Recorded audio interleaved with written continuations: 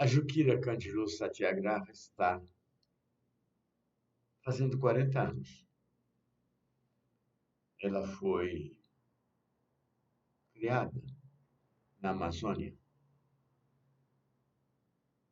em 8 de outubro de 1983, quando estávamos fazendo uma investigação sobre o uso de herbicidas para a queima da floresta, por incompetência e corrupção na época da ditadura. De lá para cá, ela vem atuando na luta contra os venenos químicos na agricultura, na luta pela organização camponesa, pela reforma agrária e, fundamentalmente, num modelo de agricultura mais condizente com a vida, com a natureza e com a realidade. Comemorar 40 anos é algo fantástico. Na imagem, vocês veem o olho de Ra. Na mitologia egípcia, Ra é o deus Sol. E o olho de Ra significa uma visão feminina da realidade vista pelo Sol. Nós trabalhamos muito com a saúde no solo. E a saúde no solo se depara hoje com um problema bastante sério que encobre o olho de Ra. É a quantidade de veneno que se utiliza hoje em função das sementes transgênicas. E esse veneno é um herbicida denominado glifosato ou Roundup e outros nomes comerciais.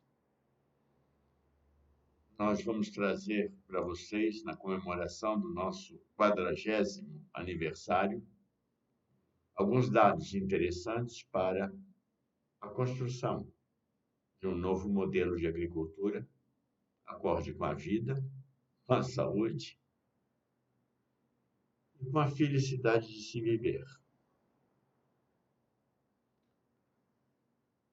É isso que está escrito no Papiro de Ebers, encontrado pelos egiptólogos, bastante antigo.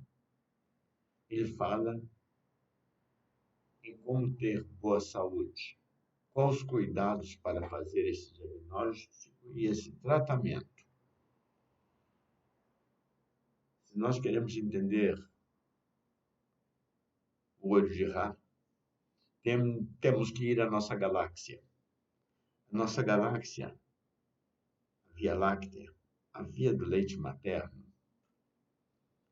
Ali, de uma fotografia australiana, nós vemos na direita está escrito Sol em inglês. Nós colocamos ali um pontinho amarelo para chamar a atenção, porque não se nota ali, nessa galáxia, a dimensão do nosso Sol. Então, para facilitar isso, nós vamos trazer um pouquinho dessa dimensão. O Y-Scut é a maior estrela do universo. Ela é 1560 vezes maior do que o Sol. Se nós tivéssemos que colocar nessa imagem, comparando Scut com o Sol, a menor estrela do universo, a Ogle TR-122b, ela teria o tamanho de um pixel dessa tela. Não seria notada. Guardadas as dimensões, do maior e do menor, e dimensão do nosso Sol, nós podemos então avançar e dizer que daquela nebulosa explodiu e se formou nosso sistema solar, com temperaturas gigantescas, a vida surge pouco mais de 4 bilhões de anos. Ainda na incandescência daquelas rochas formadas após a explosão da supernova. nós queremos entender essa vida que segue ritmos de vida, nós vamos ter que nos situar entre a Terra, seu satélite, a Lua desprendida dela, e nosso Sol. A nossa Lua faz uma revolução a cada 28 dias e algumas horas e cumpre 4 fases. Essa Lua gira em torno da Terra, Terra que faz uma translação em volta ao Sol a cada 365 dias, marcam 13 luas, que é o calendário de muitos países ainda hoje. Mas se nós temos essa translação que marca um ano terráqueo, nós vemos que nosso Sol ele faz um giro e passa pelo centro da galáxia a cada 520 milhões de anos. É o famoso ano solar, o ano cósmico. Então já temos uma dimensão de o que somos, para entender o que fazemos. Por isso que para nós, os ritmos da vida, os biorritmos, bastante estudados, nos mostram que aquela vida que surge, aquele ciclo da água, aquele ciclo do nitrogênio, do carbono, aquele ciclo do enxofre, pouco conhecido e pouco estudado, nos traz uma dimensão da importância do nitrogênio e dos micróbios nesse nitrogênio, da vida e como ela surge, e como essa vida começa primeiro se nutrindo de minerais, depois se nutrindo de corpos em decomposição, através de fermentações, e por fim, transformando a luz do Sol em energia aproveitável através da clorofila, criando uma atmosfera nova através do seu subproduto, o oxigênio. Então, esses ciclos vão se formar, esse biorritmo vai se construir, nós vamos ter aqueles seres evoluindo primeiro na água e depois colonizando a superfície desse planeta. É nesse ciclo e nesses ciclos e nesses biorritmos que nós vamos encontrar o ciclo do fósforo, que nós tampouco estudamos. E como ele se concentra, se dispersa. E por que é importante falar do fósforo? É que não existe célula de ser vivo onde não exista fósforo. E ele é a parte mais importante para a reprodução, porque ele está plasmado no nosso ADN. Normalmente, no modelo que nós vivemos de agricultura, não se estuda que 2/3 do fósforo aplicado ao solo é fixado nesse solo e que para liberá-lo são necessários micróbios que dissolvem esse fósforo. Mas nós nunca estudamos isso. Por quê? Porque o solo nada mais era que suporte inerte das raízes desde 1842. Então, nós temos que avançar para entender o fósforo nas plantas, nos animais, nos micro-organismos, nas rochas, nos vulcões, de onde ele sai na forma de cinza vulcânica. E por que ele é fixado ao solo? E este é o ciclo do fósforo. Uma imagem brasileira. Na Paraíba, em Sousa, fugindo da mudança climática e talvez do choque do meteoro em Yucatán, este dinossauro em fuga deixou suas pegadas, que foram fossilizadas pelo tempo, em função da glaciação. E nós tivemos ali uma realidade que às vezes não vemos, não nos damos conta no modelo de vida que levamos na atualidade. Ao lado do leito fossilizado, vemos o solo verde e vivo 250 milhões de anos depois. Este solo que tem vida, que abriga uma vida microbiana e que se comporta como permanente, é importante para os biorritmos da vida. É importante porque ele contém todos os elementos da tabela periódica de química. E nessa tabela, que é muito bem feita, ela apresenta todos os elementos na forma como eles estão no seu estado físico. Os gasosos estão como o ar que se vê olhando para o céu. Os sólidos estão como a terra que se vê. E os líquidos, que são poucos, se vê como se fosse o fundo de uma piscina ou água. Mas observem alguma coisa importante. Neles vemos asteriscos vermelhos, NPK, cálcio e magnésio. Esses são chamados de macroelementos. Mas existem também aqueles que não estão marcados, que são os microelementos, que alguns dizem serem 16. Hoje nós sabemos que toda a tabela periódica é importante. E aí vemos um asterisco, quase no meio da página, mais à esquerda, um asterisco amarelo, onde se marca o európio. Essa terra rara, tão estratégica e importante para prolongar a vida dos seres vivos, como também para acionar e fazer funcionar os celulares, que sem európio seria muito difícil se levar um impulso elétrico, magnético, até o satélite e voltar numa velocidade que permitisse a ligação. Vemos então que estamos dentro de muita tecnologia, de muito conhecimento. Isso nos permite entender a matéria, a energia, o espaço. Porque somos banhados nesses biorritmos da vida, nos minerais da litosfera, no ar da atmosfera e na hidrosfera.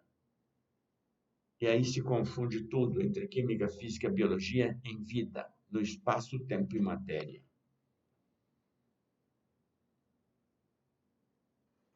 Para se alcançar a entender a saúde do solo, é necessário discorrer sobre uma série de elementos. Muitas vezes as pessoas, depois que descobriram que o solo tem vida, começaram a discutir a questão da matéria orgânica sobre o magnetismo, os minerais e os micro-organismos. Obviamente que a matéria orgânica no bioma é diferente da matéria orgânica nas mãos camponesas. Além de tudo, há uma mística na natureza que permite, na fenomenologia de Goethe, estudá-la. E, além de tudo, e mais importante, é o manejo ultrassocial desse solo para entender essa saúde e tratar essa matéria orgânica como leite materno microbiano. Hoje, estratégico para se deter a catástrofe da devastação e restaurar a harmonia do clima no planeta. É comum, nos cursos de agricultura, se estudar e fazer um pequeno teste e se fazer um paper, um documento, um papel, dizendo que tal coisa funciona assim porque se aplicou tal produto. Quando, na verdade, aquilo é tão primário que deveria existir estudos mais profundos, com maior seriedade. E aí nós vemos que, para atuar na matéria orgânica, em todos os níveis, entender ela em nível de clima, em nível de leite materno microbiano, seria necessário um fatorial que cresce.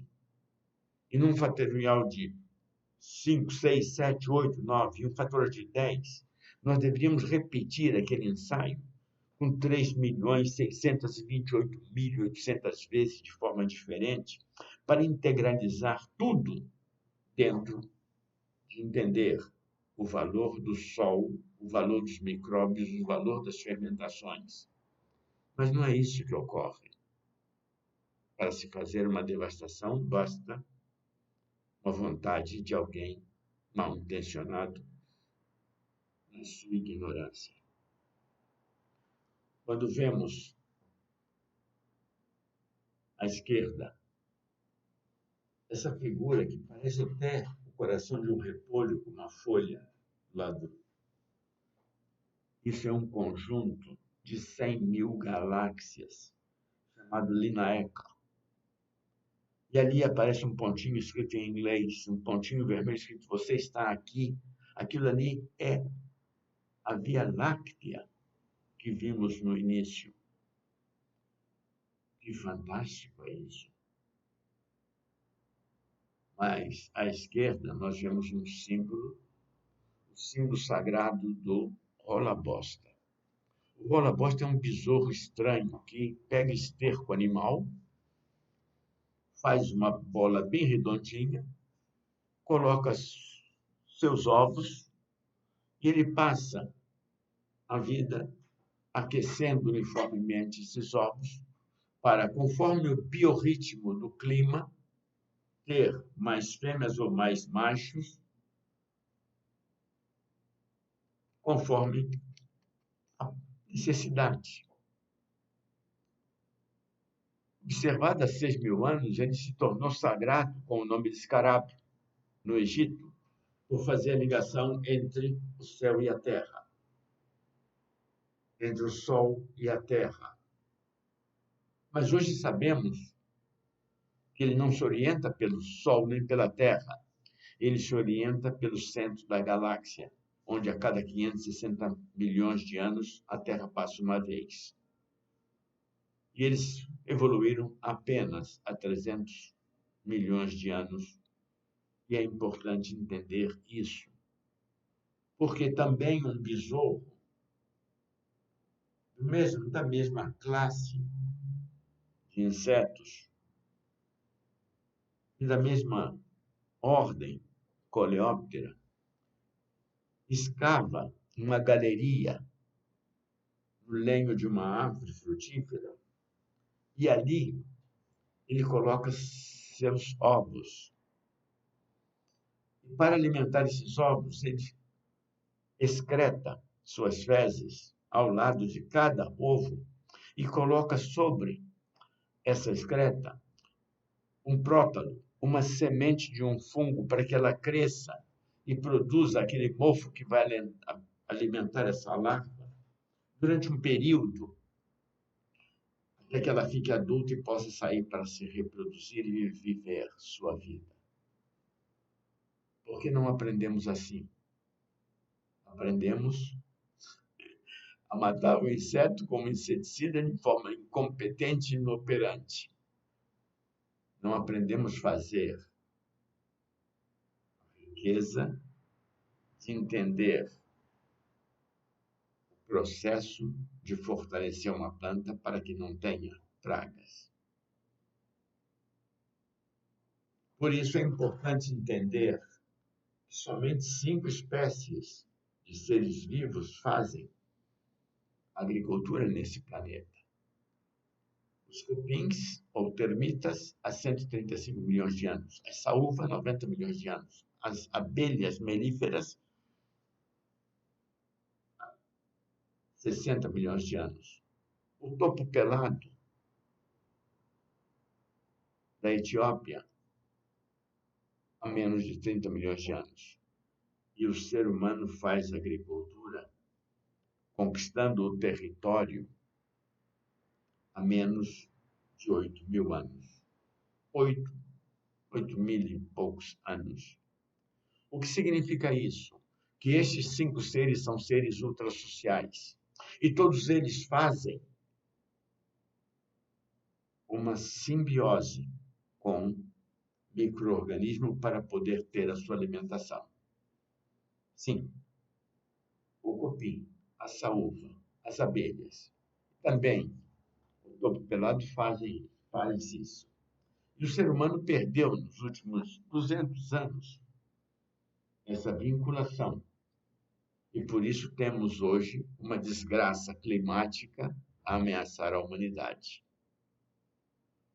E essa desgraça começou lá em Bretton Woods, em julho de 1944, durante a Segunda Guerra Mundial, quando havia um envolvimento de guerra entre os países do mundo. Em Bretton Woods se reuniram para discutir o preço do ouro e sua relação com o dólar. E a onça do ouro foi determinada que valeria $35 para salvar a moeda de países que iriam ser derrotados nos anos seguintes.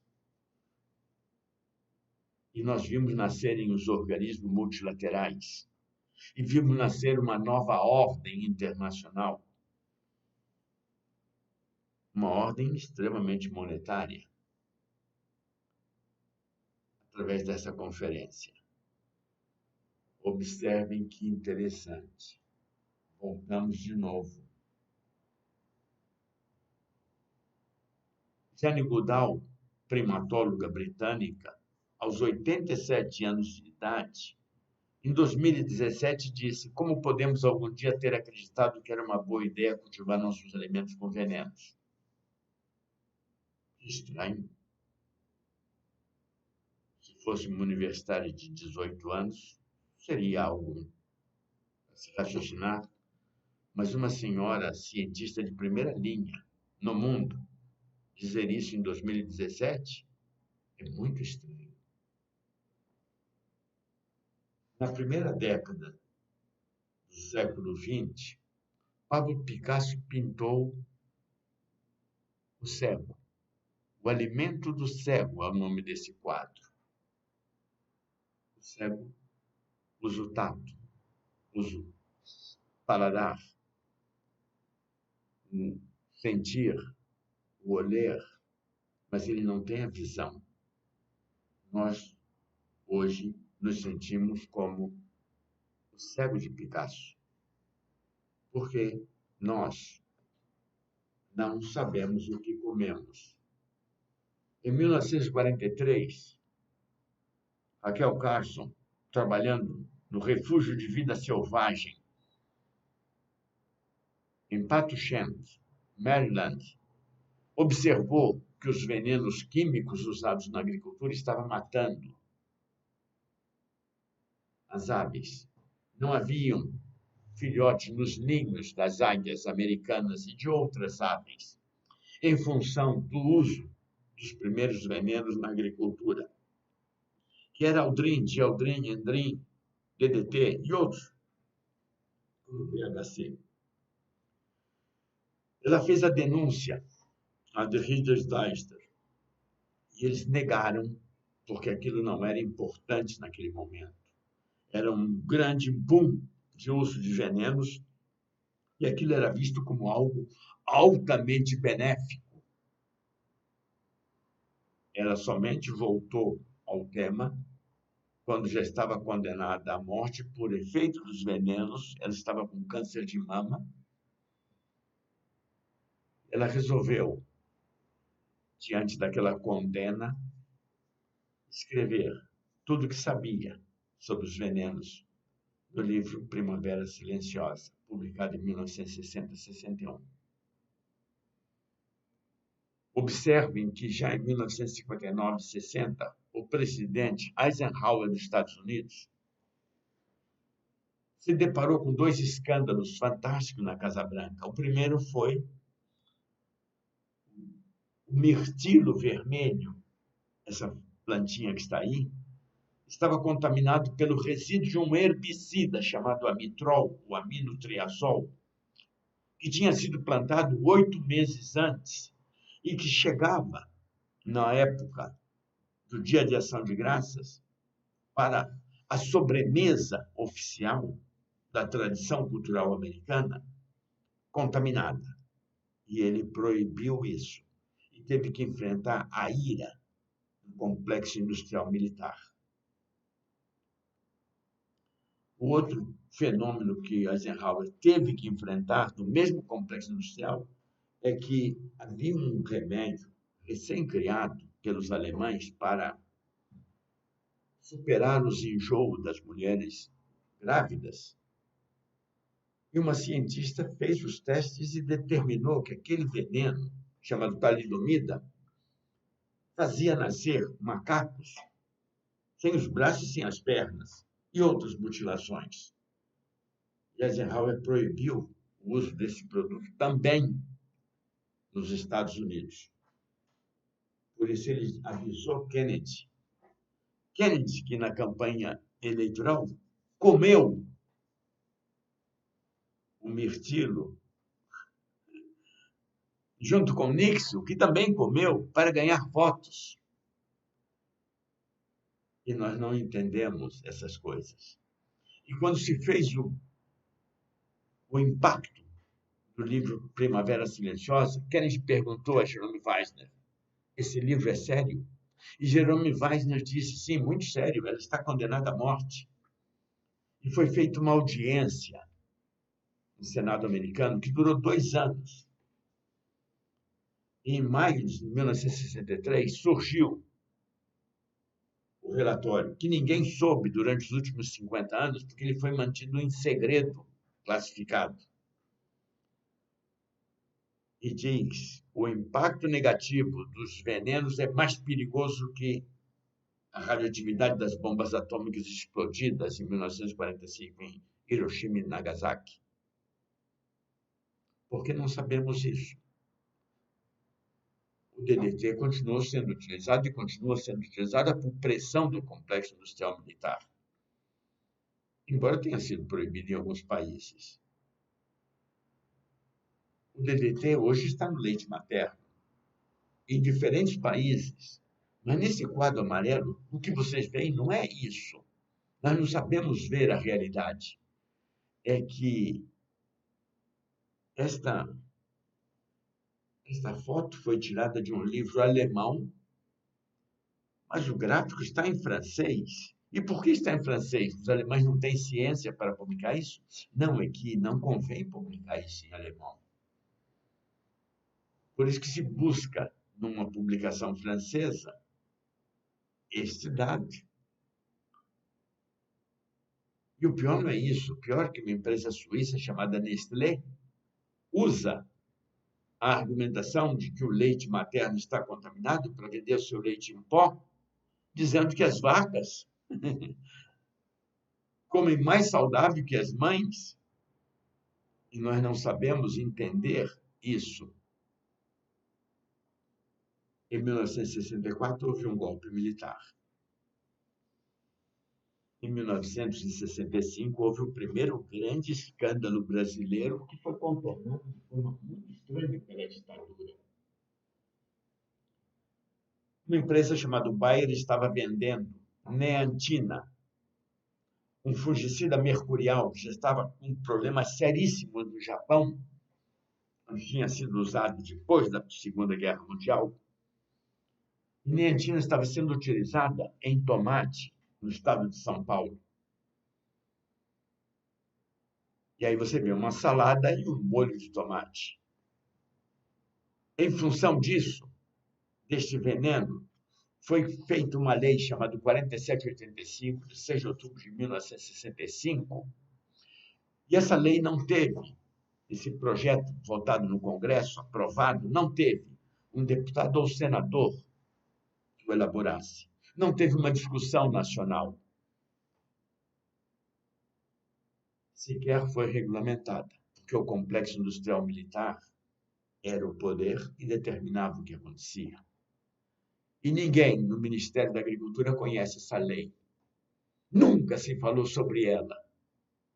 E não houve fiscalização. Nós participamos e fizemos a proibição em 1980, sem gastar um tostão do governo, embora fôssemos funcionário público federal, nós proibimos o uso de mercuriais no Brasil.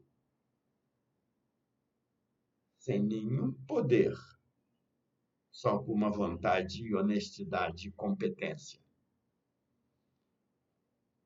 Em 1950, depois da guerra, o endurecedor de borracha sintética dos pneus dos caminhões militares se transformou no etileno bis-ditilcarbamato, os famosos ditilcarbamatos usados na agricultura. Mas pouquíssima gente sabe que nos rótulos desses ditilcarbamatos, na Europa estava escrito desde 1945, 50, que não se podia beber nada de álcool quando se trabalhasse com esse produto, em função do efeito antabuso de infarto fulminante do miocárdio. Nós nunca soubemos disso, ainda hoje. O cozimento dos resíduos de ditilcarbamato formava o etileno de ureia, ou 2-imidazolidintiol. E nas panelas de pressão formava ainda uretanas, altamente carcinogênicas em humanos. Por que não sabemos isso? No Brasil, o produto mais utilizado era BHC. HCH, lá fora. Ele é uma mistura de diferentes isômeros. São 6 isômeros. O alfa tem quase 70%. O beta, 12%. O gama varia de 10% a 15%, um promédio de 12%. O delta, de 6% a 10%. E o epsilon, de 3% a 4%. O gama é chamado de lindane. Só que nós não sabemos o genocídio provocado pela indústria produtora de BHC ou HCH. Eles sabiam desde o começo que os isômeros não tinham nenhuma função inseticida. Apenas o lindane, o isômero gama, tinha essa função. E ele era separado. E usado na Holanda, na Europa, puro, enquanto ele era misturado com o restante do que não era usado lá e vendido aos países da África, Ásia e América Latina, que levavam somente 2% de isômero gama. E os outros não tinham atividade nenhuma e eram altissimamente tóxicos e carcinogênicos. Se vendia a contaminação para controlar pragas. E por que não discutimos isso? Por que não sabemos isso? O beta tem uma vida de 2.555 dias. O alfa, que é 70%, é somente contaminante ambiental. Essa é a pirataria do complexo industrial militar que na ditadura mandava no Brasil.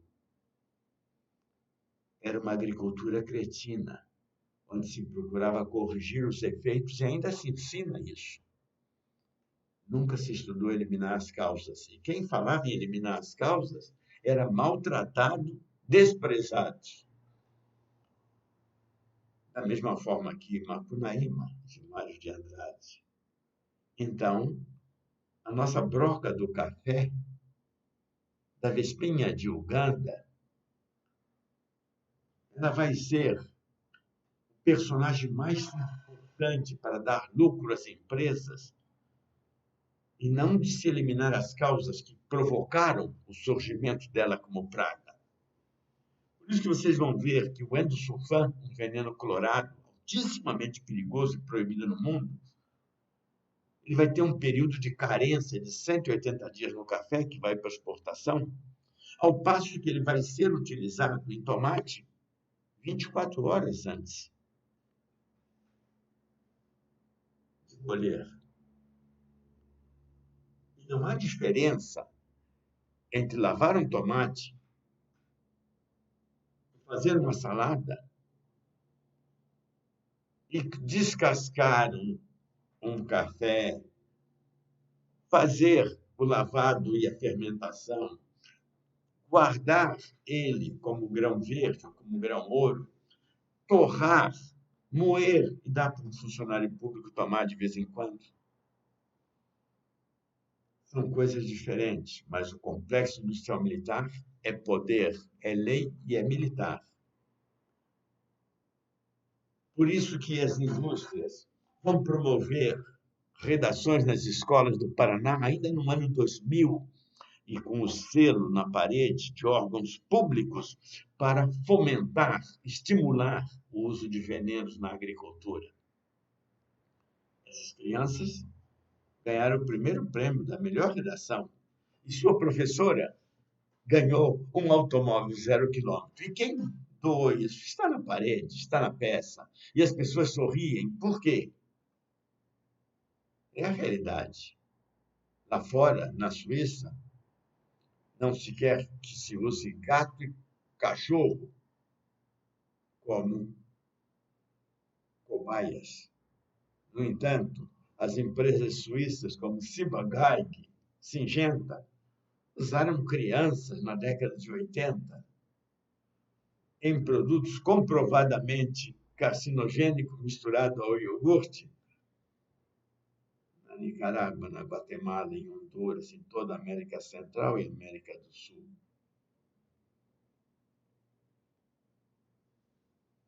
Na laranja, se utiliza o acaricida de nome dicofol. Mas o que é o dicofol? Nada mais que DDT tratado com álcool. A diferença entre o DDT e o dicofol é nada mais que um oxigênio na molécula. Pouca gente sabe, e até tem trabalho científico dizendo que de onde vem o DDT que está no dicofol, pela ignorância profissional.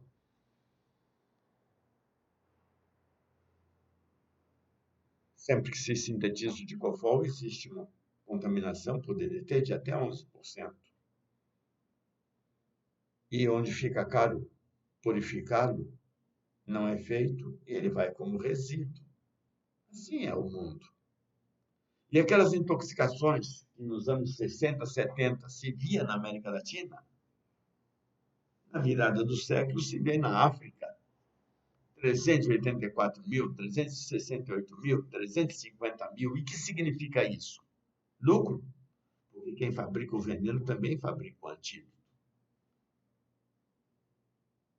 384 mil, às vezes um é conhecido e famoso e fica na memória. Os outros são desconhecidos.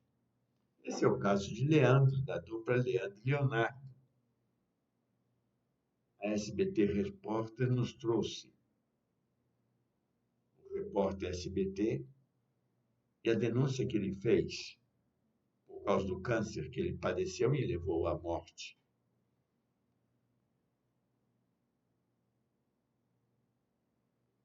A coisa que mais me espanta em tudo isso é que a coisa mais simples que se tem em casa para evitar que uma pessoa se intoxicasse quando usava veneno era a água sanitária. A que boa, a clorofina, o hipoclorito a 2, 2,5%. Simplesmente lavando o corpo com uma substância dessa fazia com que a pessoa se desintoxicasse mais rápido, porque destruía o veneno. Nunca, em nenhum manual vimos isso. E por que não vimos isso? Porque isso era segredo militar. Só tem nos manuais militares de descontaminação de fardas e uniformes e roupa, especialmente em treinamento. Que loucura! Então, nós partimos para entender a segunda pintura de Picasso, que era a sopa. A mãe, em postura vestal, grávida, oferece à sua filha a sopa. Mas essa sopa tem que ser saudável, não pode ter venenos. E aí, então, nós vamos ter o dilema. aquilo que não tem veneno tem que ser mais caro e aquilo que tem veneno é mais barato. Quando deveria ser o contrário. O que não tem veneno deveria ser mais barato, mas não, eles têm que pagar tantos serviços para impedir uma concorrência desleal com as empresas que fabricam veneno e vivem do veneno. Esses são os mecanismos piratas criados pelo sistema multilateral para exploração, porque a vida não vale nada. O que vale é a moeda, que nem sequer riqueza é. O Dr. Pedro Escudeiro, centrado ao centro das suas alunas, criou a primeira escola de nutrição, para se ter qualidade e se bem alimentar a todos.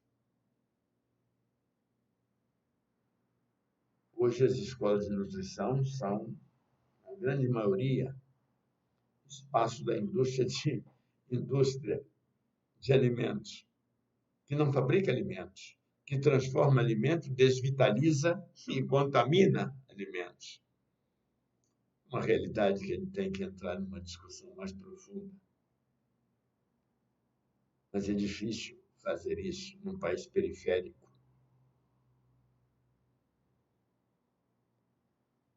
Mas é fácil fazer e construir uma feira livre com agricultores conscientes que sabem evitar as causas, eliminá-las e não corrigir os efeitos. Essa é uma feira pioneira. Dessa feira já saíram mais de 800 feiras em vários países do mundo. Está em Porto Alegre, na rua, não numa boutique, como diziam na Europa nos anos 80. Está na rua e para o público. O agricultor vende diretamente, mas não tem apoio. E a cooperativa foi fechada por vontade política de governo. Essa é a realidade. Mas a resistência continua. Ela gerou tanta tecnologia, mas tanta tecnologia que envergonha até os órgãos de pesquisa oficiais na América Latina. Foram os biofertilizantes, os fosfitos, o baculovírus, o biochar, as farinhas de rocha e tudo mais criado desde uma ditadura com êxito, sem recursos. Ela construiu, através de educação e tecnologia, um futuro. Mas não adiantou muito. Quando vemos que em 1950 uma maçã tinha 4,3 miligramas de ferro e que em 98, na mesma maçã norte-americana, tinha só 18,18 miligramas de ferro, a gente se assusta. Eram necessárias 26 para equivaler a uma de 1950. Esse é o modelo de agricultura. Em 2016, ela vai custar 80 vezes mais em função dos selos de picaretagem e pirataria. E essa é a realidade em que vivemos. Em 1981, os alemães criaram uma faculdade de agronomia para ensinar agricultura sem veneno. Os donos do veneno. Por quê? Porque eles tinham os serviços da agronomia. E agora a nova matriz tecnológica, que vai ser a micróbios, micro-organismos. E assim é a dominação militar. Nós não nos demos conta que uma abelha produz suas larvas e elas são todas filhas da rainha e irmãs gêmeas. E como gêmeas, como gêmeas têm a mesma dotação genética, a mesma carga genética. Mas se nós nos alimentarmos algumas com geleia real, elas se transformam em férteis, não são mais estéreis, operárias. E como fértil vive 6 anos, uma operária vive 45 dias. O que vamos dar para as crianças na escola? Geleia real ou mel? As empresas querem que nos demos caro da Nestlé ou das empresas tipo Cargill, Long. Essa é a realidade. E por que não discutimos isso? Não, porque não pode. E aí aparece algum desvairado e quer fazer com que as crianças comam barrinhas de cereais Nestlé. E assim é a vida. Nós, quando vemos o frango orgânico Seabra no Natal, nós ficamos assustados porque ele custa R$ 45, um frango. E aquilo que era uma coisa de loucos no passado passou a ser produto das mesmas empresas que queimam a floresta, plantam soja e prende ao preço que quer, porque o que acontece? É uma corrupção geral. E isso começou lá, no começo do Complexo Judicial Militar de Liebig, que trocou o leite materno pelo leite em pó de vaca. E aí você veja o Conselho dos Deuses, é o nome desse quadro. Os diretores que ganham mais na guerra do que na produção de alimentos ou na paz. Essa é a realidade que nós vimos em Beirute, em 3 de agosto de 2020, onde explodiu um depósito de fertilizantes e quase desapareceu a cidade numa explosão equivalente a 14 quilotons atômicos.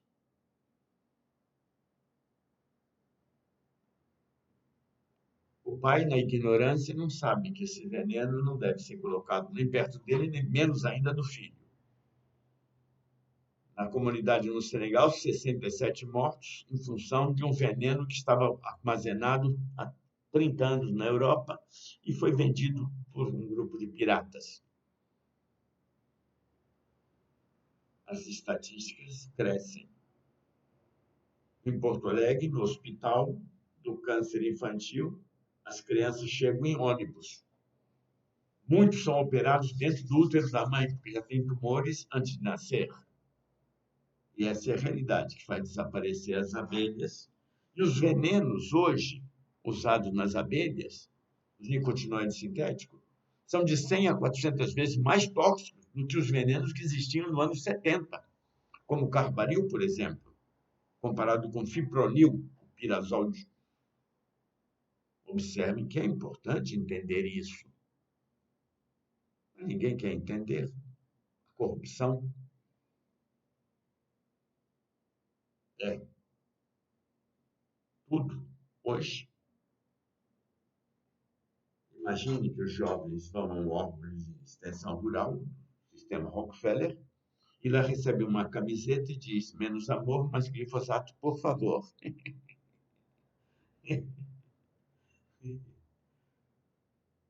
E eles ainda riem. E de que riem?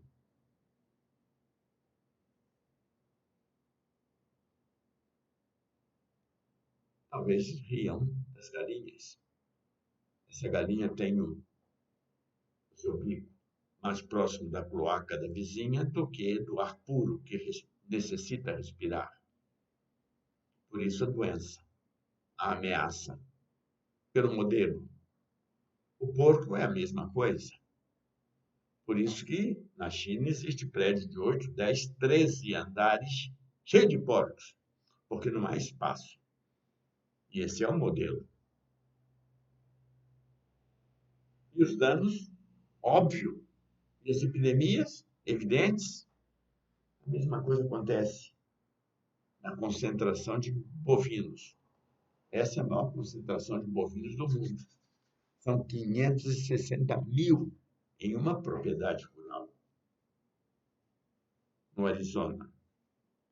Então, nós vemos a concentração e, de repente, as vacas começam a produzir metano em tanta quantidade que explodem e matam 20, 30 mil na Europa, nos Estados Unidos.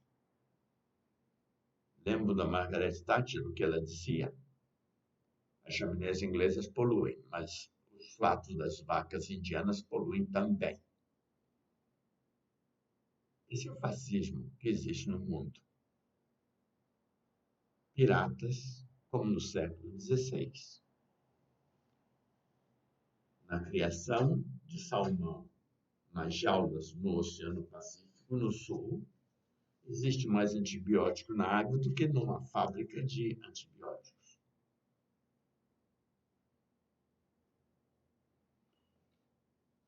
Grandes fazendas, grandes epidemias. O livro foi feito em 2015 e a praga surgiu em 2018 e 2019. Coronavírus, 2017, o livro do meio, já dizia como são os métodos e protocolos para se elaborar os controles e estudar para produzir as futuras vacinas. E nós não sabemos ler isso. A leitura é anterior, é bem lá atrás.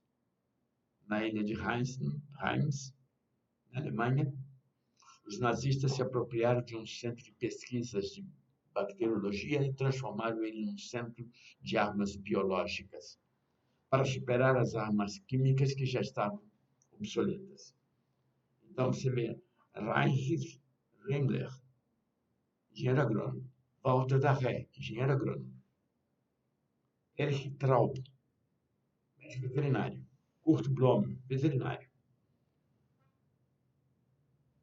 Eles não foram os últimos para Nuremberg. Eles foram para Fort Detrick para a construção de novas armas químicas. Ali está Fauci, ali está Francis Collins, ali está Bill Gates, da Agria. E aí nós não temos a leitura de entender por que os Estados Unidos, em 68, 69, 70 e 71, perdeu as safras de milho. Porque todos os milhos americanos eram descendentes de um mesmo pai, chamado Citoplasma texas, de anos de esterilidade. E que em 71, 500 mil jovens foram enviados ao Vietnã em função dessa doença. Esse secreto, isso não se pode dizer nem repetir. Nós não sabemos o que significa alimentar herbívoros como a vaca, na Inglaterra, com carne de ovelha doente, respaldado pela ciência britânica. E muitas daquelas crianças embaixo morreram em função do prion da vaca louca. E hoje nem se sabe o que foi a vaca louca. Pode fazer sair na rua e perguntar, não se sabe. Crianças que, desde a chaminés e a doença ocupacional, até as que trabalham no campo, continuam se envenenando. Crianças que comem um alimento contaminado e urinam veneno, urinam herbicida, como em Jalisco, México. Veneno que faz mal, que é tóxico e que provoca autismo. Hoje, o autismo é a pior doença que tem para o nascimento de uma criança no mundo. E é uma epidemia encoberta que não se quer discutir isso. E a síndrome do espectro autista, que são 5 níveis, trazem problemas seríssimos. Mas ninguém quer saber disso. Nem que na natureza existe hoje mais de 600 espécies de mutantes. E não se sabe qual é o impacto disso sobre a agricultura, sobre o clima e sobre a vida microbiana do solo. E quais são os riscos? E aqueles venenos que não funcionam mais são substituídos por outros e criam mais impactos, mais perigosos, porque contaminam outros alimentos, como esse vinho australiano. E aí se inventa um novo mercado, que é a dissecação de colheitas, para acelerar o processo. E aí o pão fica contaminado, a cevada fica contaminada, a batatinha fica contaminada, o milho e o arroz fica contaminado. O feijão, o feno, tudo fica contaminado. Mas isso é um negócio, porque a vida não vale nada. O que vale é a morte, é o lucro, é a guerra. E aí você começa a perder a microflora intestinal. E essa microflora que você perde também se perde no solo pela mesma contaminação do mesmo herbicida. E nós perdemos o segundo cérebro. E aí nós vamos ter todos esses impactos. E vamos ter substâncias tóxicas novas que são criadas dentro do corpo. Então, nós não sabemos ler isso, entender isso, construir. Podemos apropriar-nos da propaganda que diz que a cerveja está contaminada, que o leite está contaminado, que o mel está contaminado e que metade das crianças nascerão com autismo nos Estados Unidos. E no mundo também. Então, é nessa realidade que nós temos a mudança climática. E nessa mudança climática, os micróbios são fundamentais para regular. E esses micróbios que estão no intestino dos Yanomamis são o povo que maior diversidade microbiana tem nos seus intestinos. Isso passa a ser estudado para dar uma esperança àqueles que são obrigados a comer excrementos em transplante fecal, para assim melhorar a sua vida. E nós não sabemos o que significa, porque nós, depois de 4,6 bilhões de anos, continuamos excretando, seja vaca, seja cabrito, seja galinha, seja criança, temos que excretar. Por quê?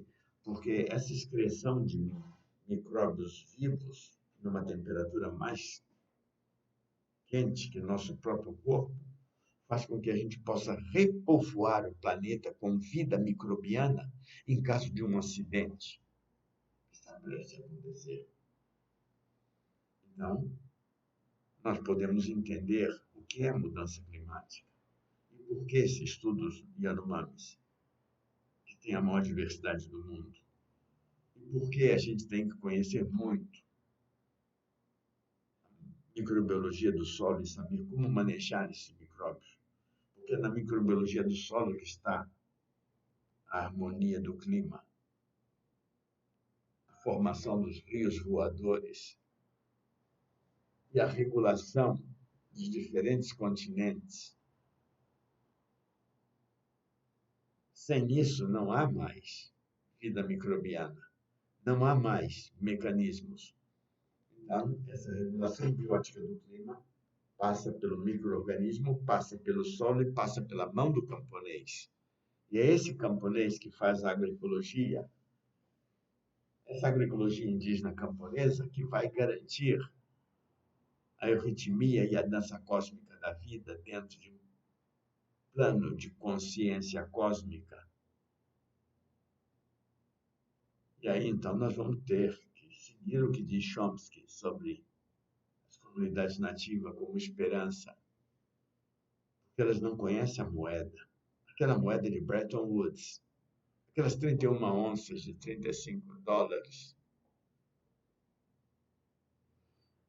E aí nós vamos poder entender por que se faz uma análise de solo tão simples e tão fácil, com resultados tão avassaladores para o clima do planeta. E entender por que a terra fértil, a terra preta de Índio da Amazônia, é a terra mais fértil que existe no mundo, criada pela mão humana, comparada com a terra sem o humano, do lado contrário. E aí nós vamos ter que entender o que é questão agrária, o que é agroecologia, o que é reforma agrária. Num país onde se faz devastação para plantar soja e plantar milho. E se eleva a temperatura do planeta e se destrói tudo. Nós não sabemos o que é evolução. Nós não sabemos nada sobre agricultura, a não ser criar como a Vantium de Shell, o manejo do lixo para absorver o plástico e transformar ele em matéria orgânica para fazer agricultura. Cada vez está pior. Quem foi?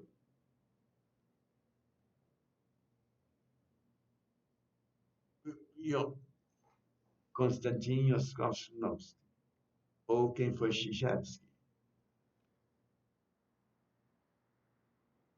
Como ele, Chijevski passou 16 anos preso por falar na importância da cronobiologia do Sol e na heliobiologia, na influência do Sol sobre a vida humana. E como as sementes camponesas garantem, através da sua identidade, o clima do planeta. É óbvio que a Sony, através de Masatoshi Funabashi, procura vender o seu peixe, dizendo que o mais importante é fazer uma agricultura com mais ciência, aplicando a teoria do caos. Quando, na verdade, é bem mais fácil você aplicar a vida e entender os micróbios e esquecer esses mecanismos. É muito fácil usar a heliobiologia, a cronobiologia e construir essa euritmia da vida. Construindo um solo vivo, combinando toda a harmonia climática. E aí nós vamos ter, então, nesse solo, um valor espiritual da vida, um valor material da vida e um valor social da vida. Como os indígenas no Alto Peru ou em terras maias. E aí nós vamos ter essa cosmovisão, este conhecimento e esta prática. E aí, aquilo que é espiritual, aquilo que é identitário e aquilo que é produtivo passa a ser o cerne de nossas realidades. Como está nesse gráfico? Como está nessa pintura de consagração do sagrado elemento?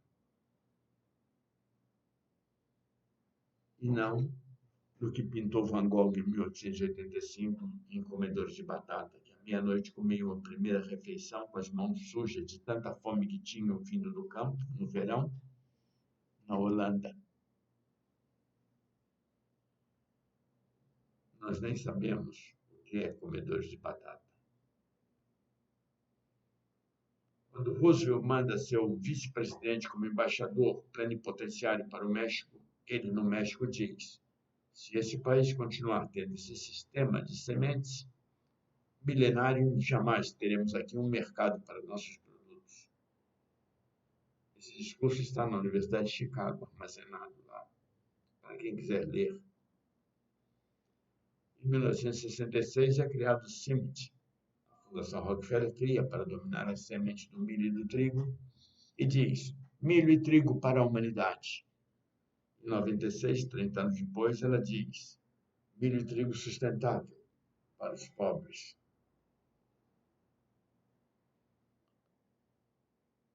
Em 2026, estará escrito: milho e trigo para os miseráveis.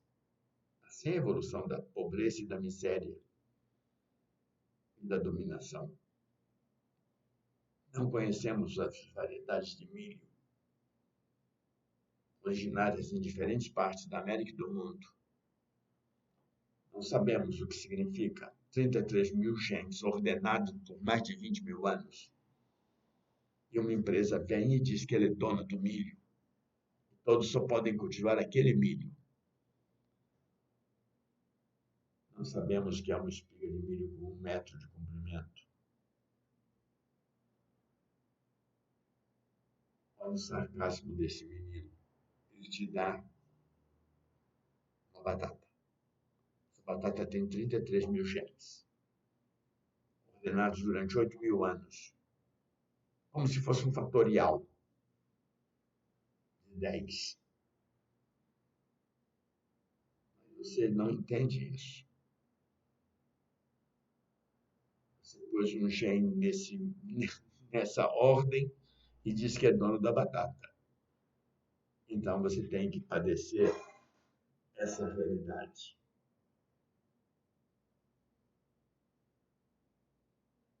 Essa é a realidade de quem não conhece, de quem tem a impotência. Patrícia Piscinini nos dá a sua arte. Ponto final para entender essa vida. Essa epistemologia. Por isso, o olho de Ra nos permite entender o que é um cromatograma e como se pode defender a vida através dele. E o que é o papiro de Ebers? Isso é fantástico. Isso é maravilhoso para todos nós.